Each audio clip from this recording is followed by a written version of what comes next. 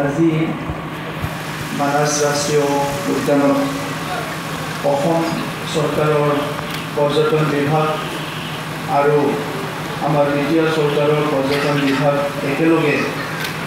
এই বিশ্ব পৰ্যটন দিৱস উদযাপন কৰাৰ আজিৰ এই সভাত উপস্থিত মুখ্য অতিথি অসমৰ এজন শক্তিশালী যুৱমন্ত্ৰী আমাৰ সকলোৰ আদৰৰ জয়ন্ত মণ্ডল বৰুৱা ডাঙৰীয়া ইয়াত উপস্থিত আমাৰ বিটিচিৰ ডেপুটি চিফ তথা ওদালগুৰিৰ বিধায়ক গোবিন্দ বসুমতাৰী ডাঙৰীয়া বৰ সতীৰ্থ সকল আমাৰ অসমৰ টুৰিজিম ডেভেলপমেণ্ট কৰ্পৰেশ্যনৰ চেয়াৰমেন ঋতুপৰ্ণ বৰুৱা ডাঙৰীয়া আৰু ভাইচ চেয়াৰমেন ডাঙৰীয়া ইয়াত উপস্থিত আমাৰ সকলোৰে আদৰৰ ভবানীপুৰ সমষ্টিৰ বিধায়ক ফণী Talukdar I welcome them also today in this special occasion of celebration of World Tourism Day. আৰু উপস্থিত আমাৰ এই অঞ্চলৰ শ্ৰদ্ধা ৰাইজ দাদা ভাইসকল বাইদেউসকল ভনীসকল মই সকলোলৈ আজি ৱৰ্ল্ড টুৰিজিম ডেৰ শুভেচ্ছা জনাইছোঁ আৰু বিশেষকৈ আজি বতৰ ইমান ভাল নহয় তথাপিতো আপোনালোকে সকলো আহি উপস্থিত হৈ আজিৰ এই বিশেষ অনুষ্ঠান সফল কৰাৰ চৰকাৰ হিচাপে আমি অসম চৰকাৰক আৰু মন্ত্ৰী মহোদয়ক ধন্যবাদ জনাইছোঁ যে এনেকুৱা এটা প্ৰেষ্টিজিয়াছ প্ৰগ্ৰাম আমাৰ অঞ্চলত আয়োজন কৰি আৰু বিশেষকৈ মানাহ আমাৰ যিটো নেশ্যনেল পাৰ্ক ইয়াত আয়োজন কৰি আমাক সকলো দিশৰ পৰা এই মানাহটো আগুৱাই যোৱাত সহায় কৰিলে ইয়াৰ কাৰণে মই বিটিআৰ বাতিল হৈ আৰু আমাৰ চৰকাৰৰ হৈ ধন্যবাদ জনাইছোঁ আজি মই দীঘলীয়া কথা ক'ব বিচৰা নাই এই মানাহ আজি এই অৱস্থাত আহিল ইয়াত আমাৰ অসম চৰকাৰ বিটিআৰ চৰকাৰ এই স্থানীয় ৰাইজ আৰু ইয়াত ফৰেষ্ট ডিপাৰ্টমেণ্টৰ লগতে আমাৰ NGO সকলৰ ডাঙৰ এটা ৰোল আছে আৰু সকলো মিলি আজি মানাহ এইটো এটা ৱৰ্ল্ড হেৰিটেজ হিচাপে পুনৰ আমি এইটো এটা ষ্টেটাছ পাবলৈ সক্ষম হৈছোঁ মাজে মাজে আমাৰ মাজত হৈ আহে যে কেতিয়াবা আমাৰ এই ষ্টেটাছটো হেৰাই যাব নেকি কিন্তু যেতিয়া আমি এটা কালেক্টিভ লিডাৰশ্বিপ কালেক্টিভ এফৰ্ট সকলোৰে কালেক্টিভ মানে হাৰ্ড ৱৰ্ক দেখিবলৈ পাওঁ তেতিয়া আমাৰ বিশ্বাস হয় যে মানাহ আৰু পিছুৱাই নাযায় মানাহ সদায় আগুৱাই যাব তেনেকুৱা এটা বিশ্বাস আমাৰ মাজত আহে ফৰেষ্ট আৰু টুৰিজিম এই দুটা বিষয়টো সদায় মানে সংলগ্ন হৈ থকা বিষয় টুৰিজিমটো ইমান সফল নহয় পৃথিৱীত আজিৰ সময়ত টুৰিষ্টসকলক এট্ৰেকশ্যন কৰা কিছুমান ইনফ্ৰাষ্ট্ৰাকচাৰ আৰু কিছুমান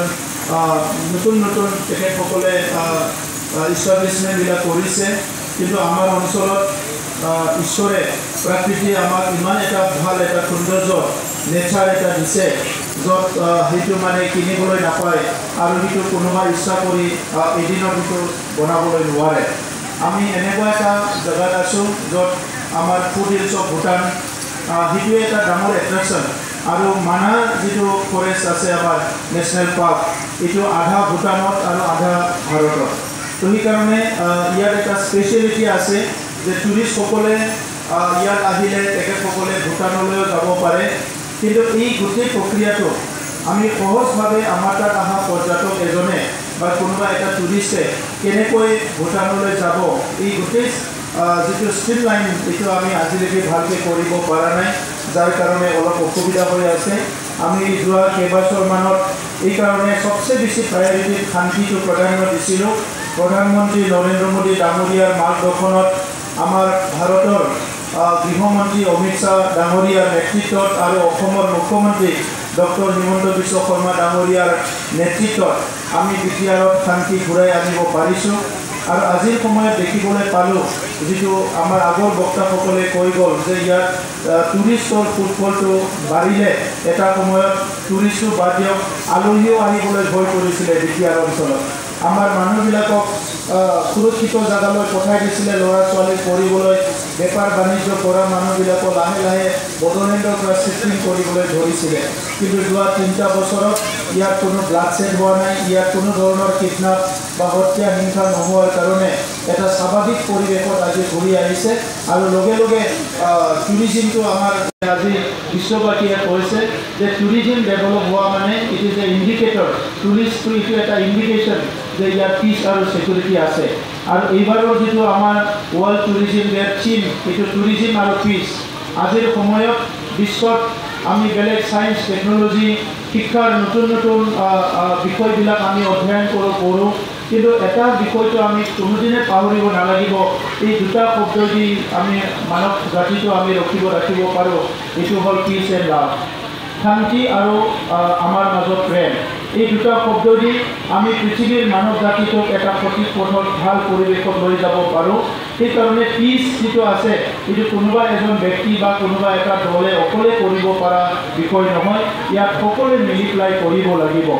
আজি আমি দেখিবলৈ পালোঁ আমাৰ মুখ্যমন্ত্ৰী ডাঙৰীয়াৰ নেতৃত্বত আমি যেতিয়া চৰকাৰখনে এবছৰ আগত আমি ৰায়মনা যিটো আমাৰ ফৰেষ্ট আছিলে ৰিজাৰ্ভ ফৰেষ্ট আছিলে সেইটো পুনৰ আমি ৰিইনষ্টেট কৰিবলৈ আমি সক্ষম হৈছোঁ ৰেষ্টৰ কৰিবলৈ সক্ষম হৈছোঁ এই ৰায়মনা এটা সময়ত সম্পূৰ্ণভাৱে ধ্বংস হৈ গৈছিলে তাত কোনো ধৰণৰ পুনৰ সেইটো এটা নেশ্যনেল পাৰ্ক বা তেনেকুৱা ৰিজাৰ্ভ ফৰেষ্ট কৰিব পাৰোঁ তেনেকুৱা অৱস্থাত নাছিলে পুনৰ আমি এই ৰায়মনাটো আমাৰ চৰকাৰ অহাৰ পিছত আমাৰ ৰঞ্জিত বসুমতাৰী ডাঙৰীয়া আমাৰ কিছুমান সক্ৰিয় NGOৰ নেতৃত্ব অসম চৰকাৰৰ ফৰেষ্ট বিভাগ সবেই মিলি পেলাই আমি 444 স্কুৱেৰ কিলোমিটাৰ এই ৰায়মনাটো পুনৰ আমি ৰেষ্টৰ কৰিবলৈ সক্ষম হৈছোঁ আৰু এই বছৰ এগেইন চিনাজাৰ বুলি পেলাই আৰু এটা আমাৰ এটা এৰিয়া যিটো নেকি আমি এই বছৰ ঘোষণা কৰিলোঁ যে সেইটো হ'ল 392 স্কুৱেৰ কিলোমিটাৰ চ' এনেকুৱা নতুন নতুন এৰিয়া যিবিলাক এটা সময়ত কমপ্লিটলি ডিফৰেষ্ট কৰা হ'ল গছ গছনি কাটি দিয়া হ'ল এইবিলাক পুনৰ আমি ৰেষ্টৰ কৰাৰ কাৰণে এইবিলাক ফৰেষ্ট আকৌ ডেভেলপ কৰাৰ কাৰণে ইয়াত গছ গছনি ৰুই পেলাই আগৰ অৱস্থালৈ লৈ যোৱাৰ কাৰণে চেষ্টা কৰা হৈছে আজিৰ সময়ত বিটিআৰ অঞ্চলত আমাৰ ইণ্ডাষ্ট্ৰি নাই ইকনমিক ডেভেলপমেণ্টৰ কাৰণে খেতিয়ে আমাৰ সকলোকে বেছি নিৰ্ভৰ আমি কৰোঁ এইটো খেতিয়ে হয় এই খেতিটো আমি কেনেকৈ পাৰোঁ ডেভেলপ কৰাৰ লগতে তাৎক্ষণিকভাৱে কোনো পলিউশ্যন নোহোৱাকৈ খুব ভালকৈ কৰিব পৰা আমাৰ এটা ভাল ইণ্ডাষ্ট্ৰিটো হয় টুৰিজিম খালি ইয়াত কিছুমান আমি বিহেভিয়াৰ চেঞ্জ কৰিব লাগিব আমাৰ মানুহৰ আৰু আমি কিছুমান কাম কৰিব লাগিব যিটো নেকি বহুত টকা পইচা খৰচ কৰিব নালাগে সহজে আমি কৰিব পাৰোঁ সেইটো হ'ল মানুহৰ লগত সম্পৰ্ক কৰা অঞ্চলত শান্তি বজাই ৰখা আৰু কিছুমান হোমষ্টেৰ নিচিনা কিছুমান কাম ইতিমধ্যে অসম চৰকাৰে আমাৰ বিভিন্ন এণ্টাৰপ্ৰিনাৰসকলক সহায় কৰি আছে আমি বিটিআৰ চৰকাৰক সহায় কৰিবলৈ ওলাইছোঁ যে আমি হোমষ্টেবিলাক ইয়াত আৰম্ভ কৰিব পৰা যায়